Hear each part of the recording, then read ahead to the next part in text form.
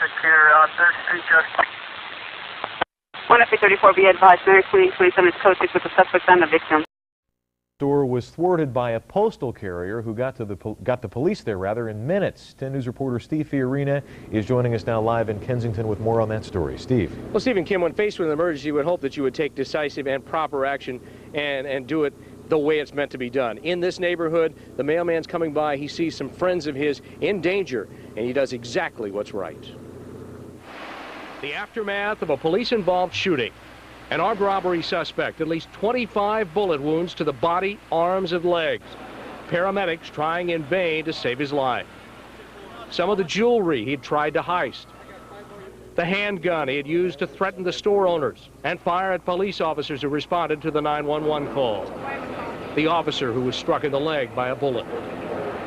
It was shortly after 11 that postal carrier Dennis Gongaleski walked in on the robbery at PV Jewelers. And I felt something was going on, and as I was walking out of the jewelry store, Sylvia, the owner's wife, just looked over at me and she mouthed the words, "Call police." He did, and they were there in a flash. The suspect came outside and was probably trying to get back inside when he saw the officers, and I think that the door probably locked behind him. He pulled a gun, and what we believe right now is he may have started shooting. So I thought my husband was tearing the roof off or something, and because everything was, I mean, crossfire like crazy. I mean, we hit the deck back here. We had all our customers come on back and let's get on the floor.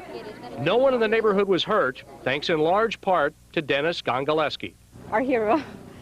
Yes, because he called the police before I even knew that our the portable alarm was working or anything like that. He called the police for us. Police still on the scene, an officer-involved shooting, a man dead, and they need to have all their ducks in a row, make sure the investigation goes smoothly. Dead man identified as 34-year-old Christopher Frazier of San Diego, and again, the investigation will continue. Steve and Kim, I'm Steve Fiorina live.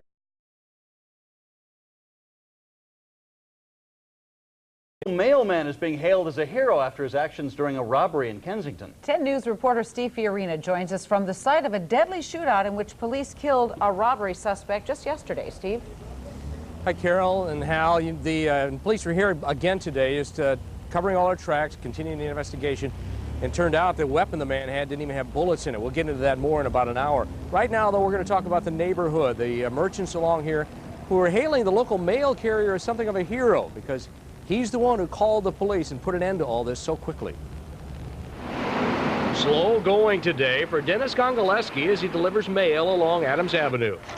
It's difficult doing business as usual when everybody in the neighborhood considers you a hero. We're going to want your autograph.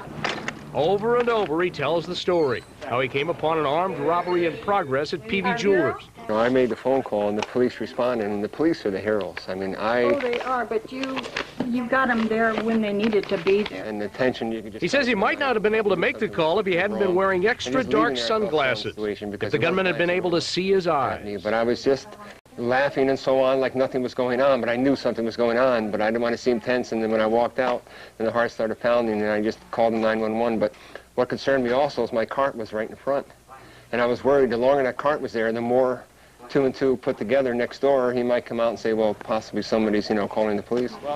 And so it goes all along his route. Customers, friends, wanting to talk. Yeah, I'm glad you weren't hurt.